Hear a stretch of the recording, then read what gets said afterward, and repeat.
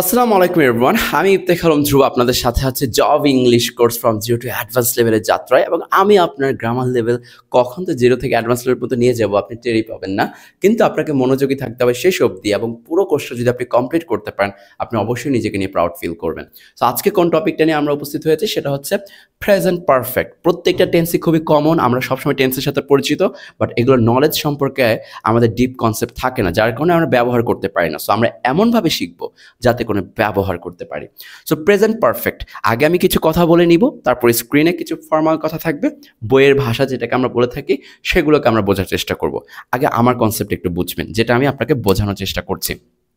Present perfect, present perfect কখন use করতে হয় বা প্রেজেন্ট পারফেক্ট ইউজ করার টার্মটা আমরা কখন নিব? মনে করেন এমন একটা অতীত নিয়ে আপনি কথা বলতেছেন যেই অতীতটা কোনো সময় উল্লেখ নাই, মানে কোনো সময়ে হয়েছে কিনা সেটা উল্লেখ করছেন না। তো লিখার ক্ষেত্রে ওই ধরনের অতীতগুলো প্রণত প্রেজেন্ট পারফেক্টে লিখা হয়ে থাকে। তাহলে এমন অতীত সেটা নির্দিষ্ট কোনো সময় আপনি উল্লেখ করতে ব্যর্থ হয়েছেন, সেটার ক্ষেত্রে আপনি প্রেজেন্ট পারফেক্ট ব্যবহার করতে পারেন। মানে কোনো সময় উল্লেখ করতেছি না আমি, সেটা প্রেজেন্ট পারফেক্ট আমি ব্যবহার করব।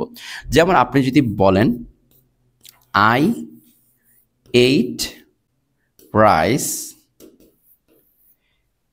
ইয়েস্টারডে, এখানে আমি কিন্তু একটা সময়ের উল্লেখ করেছি। দেখেন, I ate rice yesterday, I ate rice yesterday, এখানে এইট মানে ভার্বের 2 নম্বর ফর্ম পাস্ট করেছি জাস্ট বিকজ অফ টাইমটা উল্লেখ করা আছে দেখে। বাট আমি যদি কোনোভাবে যদি এই ইয়েস্টারডে মুছে দেই, তাহলে আপনার এখানে কিন্তু আর এইট দিতে পারবেন না। ইয়েস্টারডে মুছে দিলে এইট আর দিতে পারবেন না, এখানে তখন আপনাকে দিতে হবে হ্যাভ ইটেন। কেন? বিকজ এখানে কোনো সময়ের আমার নির্দিষ্ট উল্লেখ নাই। আমি জিনিসটা ক্যাচ করাইতে পারছি, আই থিঙ্ক আমি ক্যাচ করাইতে পারছি, এবং এইটা আপনার মাথায় ঢুকে গেছে। আমি যা বলবো সব ডিপ কনসেপ্ট, আগে শেখেন নাই, এখন থেকে শিখবেন। বুঝতে পারছি? তাহলে এমন অতীত যেটা সময় উল্লেখ নেই, এইভাবে কেউ কোনো বই লিখে দিবে না। তাহলে এমন অতীত যেটাতে কি নেই, সময়ের উল্লেখ নেই। আচ্ছা, এটা একটা প্রেজেন্ট পারফেক্ট ব্যবহার। আগে প্লট শেখাবো, তারপরে স্ট্রাকচার শেখাবো।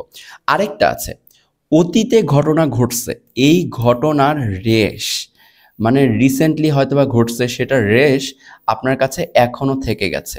সো অতীতে ঘটনা ঘটছে, এরকম ঘটনার রেশ যদি আপনার এখনো থেকে থাকে, ওই ঘটনাটা বলার সময় যে ভার্বটা ইউজ করবেন সেটা প্রেজেন্ট পারফেক্টে হবে। বুঝতে পারছি? অতীতের ঘটনা যেটা রেশ কি এখনো থেকে গেছে বা ইম্প্যাক্ট থেকে গেছে।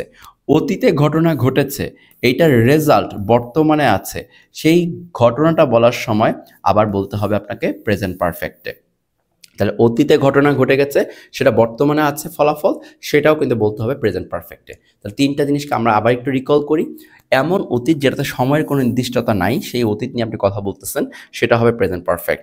এমন কিছু কাজ যেটা রিসেন্টলি করছেন এবং রেস্টটা এখনও থেকে গেছে, সেটা হচ্ছে প্রেজেন্ট পারফেক্টে। এমন অতীত যেটা ফলাফল এখনও আছে, সেটা হচ্ছে প্রেজেন্ট পারফেক্টে। এই তিনটা কথা মাথায় রেখে প্রেজেন্ট পারফেক্টের কাজ আপনাকে করতে হবে। এইবার আসি পরবর্তী পার্টটা, যে প্রেজেন্ট পারফেক্টটা আমি বুঝবো কীভাবে। আমি এক কথায় বলে দেবো, এই স্ক্রিনে যা দেখবেন তা খালি বুঝতে পারলেই হচ্ছে, পরের স্ক্রিনে দেখবেন অনেক কিছু কমন পড়তেছে। সো এবার আসেন পরবর্তী কাজ যেটা আমি করব, সেটা হচ্ছে প্রেজেন্ট পারফেক্ট বুঝবো কিভাবে।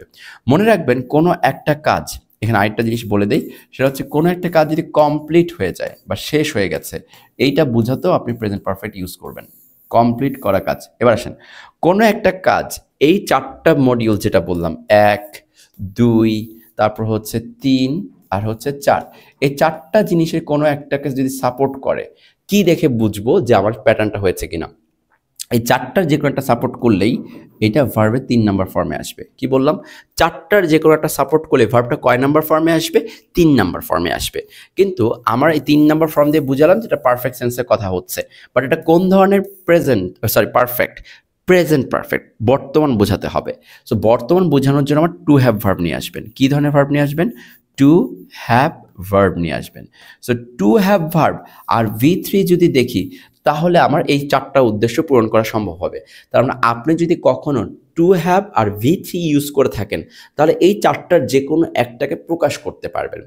এই 4টার যে কোনো একটা প্রকাশ করতে চাইলে, বা কেউ যদি 4টার কোনো একটা প্রকাশ করে থাকে, তাহলে অবশ্যই সেখানে একটা টু হ্যাভ ভার্ব থাকবে, অবশ্যই সেখানে একটা V3 থাকবে। বুঝতে পারছি? এইটাই হচ্ছে প্রেজেন্ট পারফেক্ট। আমি যেভাবে শেখাবো সেভাবে শিখেন, খাতায় লিখতে পারবেন। না হলে এমসিকিউ তো দেখবেন ভুল করে চলে আসছেন। কনসেপ্ট একদম ক্লিয়ার থাকতে হবে।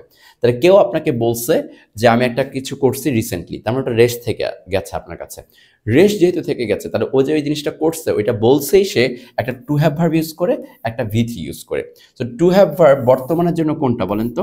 একটা হচ্ছে হ্যাভ, টু হ্যাভ ভার্ব বর্তমানের জন্য একটা হচ্ছে হ্যাভ, আরেকটা হচ্ছে হ্যাজ।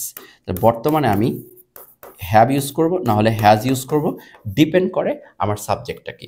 তাহলে একটা হ্যাভ একটা হ্যাজ, এটা ডিপেন্ড করে সাবজেক্ট কি। এইটা বলার পরে ভার্বের 3 নাম্বার ফর্মটা আমি দিয়ে দিব, তাহলে আমার প্রেজেন্ট পারফেক্টটা হয়ে গেছে। বুঝতে পারছি? ওকে, এবার আসেন তাহলে আমরা সলভ করার চেষ্টা করি এবং জানার চেষ্টা করি কি কি আমাদের নলেজ থাকা লাগবে। সো যা যা বলছে এগুলো বুঝতে পারলেই হবে। ওকে, কি হচ্ছে দেখেন, অতীতে কোনো কাজ শেষ হয়ে গেছে, যে কমপ্লিট হয়ে গেছে যেটা বললাম, কিন্তু কাজটার ফলাফল আছে রেজাল্ট। এইমাত্র কোনো কাজ শেষ হয়েছে, ওই যে রেস্ট থেকে গেছে। সময়ের উল্লেখ নাই, ওই যে অতীতের সময়ের উল্লেখ নাই, এমন কোনো অতীতকালে ঘটনা বর্ণনা করতে প্রেজেন্ট পারফেক্ট টেন্স লাগবে। আই থিঙ্ক এটা ক্লিয়ার। ওকে, তারপরে অ্যাক্টিভ স্ট্রাকচার, প্যাসিভ স্ট্রাকচার। ওকে, অ্যাক্টিভটা একটু করাই দিই আপনাকে, যেহেতু প্রত্যেকটা অ্যাক্টিভ আমি করে দিচ্ছি, একটু বোঝেন। অ্যাক্টিভ তো বললেন, অ্যাক্টিভ হচ্ছে আপনার কি বোঝেন? অ্যাক্টিভটা কি? অ্যাক্টিভটা হচ্ছে নর্মালি আপনার টু হ্যাভ ভার্ব থাকবে বর্তমানের, এই টু হ্যাভ ভার্বের সাথে ভি থ্রি থাকবে। বাট প্যাসিভের সূত্র কি? আমি অলওয়েজ প্রত্যেকটা সময় একটা জিনিসই বলার চেষ্টা করি, একটু মাথায় রাখবেন যদি একটা জিনিস বলি। প্যাসিভের মানেই হচ্ছে ভি থ্রি, বুঝতে পারছি? কিন্তু এখানেও ভি থ্রি, প্যাসিভও ভি থ্রি, সেটা কোনো ম্যাটার না। কিন্তু মনে রাখবেন, যদিও এখানে টু হ্যাভ ভার্ব আছে অ্যাক্টিভে, প্যাসিভে কিন্তু বৈশিষ্ট্য হচ্ছে টু বি ভার্বের। To be verb plus V three হয়, প্যাসিভে কি to be verb plus V three হয়। এখন টু বি ভার্ব কনভার্ট করতে হবে, তো টু হ্যাভ ভার্ব আছে এইটাকে টু বি ভার্বে কনভার্ট করতে হবে, না হলে প্যাসিভ হবে না। মনে রাখবেন, টু হ্যাভ ভার্বকে যখন আপনি টু বি ভার্বে কনভার্ট করতে চাচ্ছেন, সেটা আমরা জানি কি যোগ করতে হয়, বিন যোগ করতে হয়। এটা মাথায় রাখবেন, টু হ্যাভ ভার্বকে যদি টু বি ভার্ব করতে চান তাহলে আপনাকে কি যোগ করতে হবে, বিন যোগ করতে হবে। টু হ্যাভ ভার্বকে টু বি ভার্বে কনভার্ট করতে বিন যোগ করতে হয়। তাহলে যদি হয় উপরে হ্যাভ, তাহলে এইখানে কি হবে, হ্যাভ বিন, তাহলে টু বি ভার্ব হয়ে গেছে, আর ভার্বের 3 নাম্বার ফর্ম থাকলে সেটাই বসাবেন, শেষ। তাহলে এটা প্যাসিভ হয়ে যাবে, আর কোনো কাজ নাই। ক্লিয়ার? ওকে, এবার আসেন অ্যাক্টিভ আর প্যাসিভ স্ট্রাকচারগুলো একটু দেখি। ওকে, সো দেখেন, হ্যাভ বা হ্যাজ টু হ্যাভ ভার্বটা দিছি আর ভি থ্রি দিছি, তাহলে বোঝা যাচ্ছে এটা অ্যাক্টিভ স্ট্রাকচার। যখন নেগেটিভ করবেন কি বলছি, অক্সিলারি ভার্বের সাথে নট যোগ করতে হবে। এই যে অক্সিলারি ভার্ব, এটার সাথে নট যোগ করে নেগেটিভ হয়ে গেছে। আচ্ছা, তারপর মনে করেন এই যে কোশ্চেন করব, কোশ্চেন মানে কি, এই অক্সিলারি ভার্বটাকে কার আগে নিয়ে আসবো, সাবজেক্টের আগে নিয়ে আসবো, তাহলে আমার এটা কি হয়ে যাবে, কোশ্চেন হয়ে যাবে। আর নট যুক্ত করে সাবজেক্টের সাথে আগে নিয়ে আসলে নেগেটিভ কোশ্চেন হয়ে যাবে। আচ্ছা, এরপর আসেন প্যাসিভ স্ট্রাকচার। প্যাসিভ স্ট্রাকচারে কি বলছি, হ্যাভ বা হ্যাজ হচ্ছে টু হ্যাভ ভার্ব, বাট আমার লাগবে টু বি ভার্ব। কনভার্ট করবো কিভাবে, বিন যোগ করে। যদি বিন যোগ করে সেটা টু বি ভার্ব হয়ে যায়, তাহলে এইটা টু বি ভার্ব হয়ে গেছে, এরপরে ভি থ্রি আছে, তাই এটা প্যাসিভ হয়ে গেছে। এই তো। ওকে, এবার জাস্ট একটু দেখেন, বাংলায় চিনবেন কি হবে, শেষে ইয়াছি, যেমন একটা উদাহরণ যদি বলি, খাইয়াছি, খাইয়াছো, খাইয়াছে, খাইয়াছেন, এই টাইপের জিনিসগুলো থাকবে বাংলা যদি চাই। সো এক্সাম্পল দেখেন, এখানে 3 নাম্বার ফর্ম আছে, এখানে হ্যাভ আছে, তাহলে এটা হচ্ছে প্রেজেন্ট পারফেক্ট। ঠিক আছে, এবং নেগেটিভ করতে ওই নটই যোগ করেছি, আগে একটা অক্সিলারি ভার্ব নিয়ে আসছি কোশ্চেন করতে, অক্সিলারি ভার্বের সাথে নট করেছি, নেগেটিভ ইন্টারগেটিভ কোশ্চেন করতে। প্যাসিভে দেখেন, এই যে 3 নাম্বার ফর্ম পাবেন, হ্যাজের পর বিন দিয়ে টু বি ভার্বে কনভার্ট করা পাবেন, এইটুকুই। আমি জাস্ট স্ট্রাকচারটা দেখাচ্ছি, ঠিক আছে? ওকে, এরপর দেখেন, অতীতে কোনো কাজ শেষ হয়ে গেছে কিন্তু কাজটার ফলাফল এখন আছে, ওই যে কথাগুলো বললাম সেই কথাগুলোর example. We have achieved independence, আগে স্বাধীনতা অর্জন করেছি কিন্তু এখনো পর্যন্ত ভোগ করতেছি, তো এই ক্ষেত্রে আমার কিন্তু এটা ইউজ করতে হয়েছে। সো এইগুলো হচ্ছে আমার থাকবে।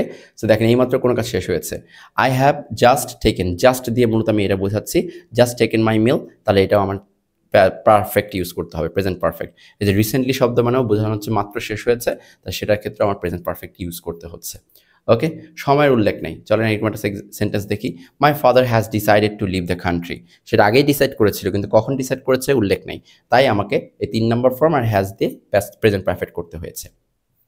ওকে, আচ্ছা, তারপরে দেখেন, অতীতকালে শুরু হয়ে এখন কেউ কোথাও আছে, মানে আপনার অনেক আগে থেকেই থাকতেছেন, বাট এখন অবধি সেখানেও হয়তো বা কোথাও আছেন, তো সেটাও বোঝাতে এটা দেওয়া হয়। যেমন শি হ্যাজ, এখানে বিন মানে কিন্তু থাকা, শি হ্যাজ বিন মানে কোথায় আছে, হিয়ার সিন্স 2009, 2009 থেকে সে এখানে আছে, অতীতকাল থেকে শুরু করে কোথাও আছে, এটা দিলেও বোঝাচ্ছে। এবার আসেন, just now, recently, lately, ever, yet, already, by this time, meanwhile, এই টাইপের শব্দগুলো মুখস্থ করে ফেলবেন। যদি এই টাইপের শব্দগুলো কোনো বাক্যে দেখেন তাহলে বুঝবেন প্রেজেন্ট পারফেক্ট আছে। জাস্ট আছে তাই প্রেজেন্ট পারফেক্ট। তারপর হচ্ছে এই যে he has gone by this time, by this time, এই দেখেন বাই দিস টাইম শব্দটা আছে, এই জন্য কিন্তু present perfect. Have you ever been to Jessore, have you ever been to Jessore, এই এভার শব্দটা আছে, দ্যাটস ওয়াই কিন্তু প্রেজেন্ট পারফেক্টই হয়েছে। বুঝতে পারছি। They have already reached home, already শব্দ আছে, প্রেজেন্ট পারফেক্ট হয়েছে। ওকে, এগুলো বুঝতে হবে। এবার আসে লাস্ট একটা টার্ম, সেটা হচ্ছে দেখবেন একই জিনিসকে দুইভাবে বলা যায়। যদি আপনি আমেরিকান ইংলিশটাকে দেখেন তাহলে আমেরিকান ইংলিশে তারা প্রেজেন্ট পারফেক্ট টেন্স ব্যবহার করে না, তারা প্রেজেন্ট পারফেক্টের কথাগুলো ব্যবহার করে পাস্ট ইনডিফিনাইট দিয়ে। সো মাঝে মাঝে এটার ভিন্নতা লক্ষ্য হতেই পারে আমেরিকান আর ব্রিটিশের অনুযায়ী। সো আমেরিকানরা পাস্ট সিম্পল ব্যবহার করে, সেই জিনিসটাই অনেক সময় ব্রিটিশরা প্রেজেন্ট পারফেক্টে ব্যবহার করে থাকে। সো এইটুকু জাস্ট একটা নলেজ দেওয়ার জন্য, যদি কখনো আপনি প্রেজেন্ট পারফেক্টের জায়গায় পাস্ট সিম্পল দেখে থাকেন কোনো রাইটারের জায়গায়, বুঝবেন সেটা আমেরিকান ইংলিশ থেকেই মূলত নেওয়া হয়েছে। সো এই ছিল মূলত আমাদের প্রেজেন্ট পারফেক্ট নিয়ে আলোচনা। আই থিঙ্ক পুরো একটা কনসেপ্ট ক্লিয়ার করতে পেরেছি আপনার active, passive, question making, negative. আর কোনো প্রবলেম হয়তো আপনার থাকবে না। Thank you so much. আসসালামু আলাইকুম।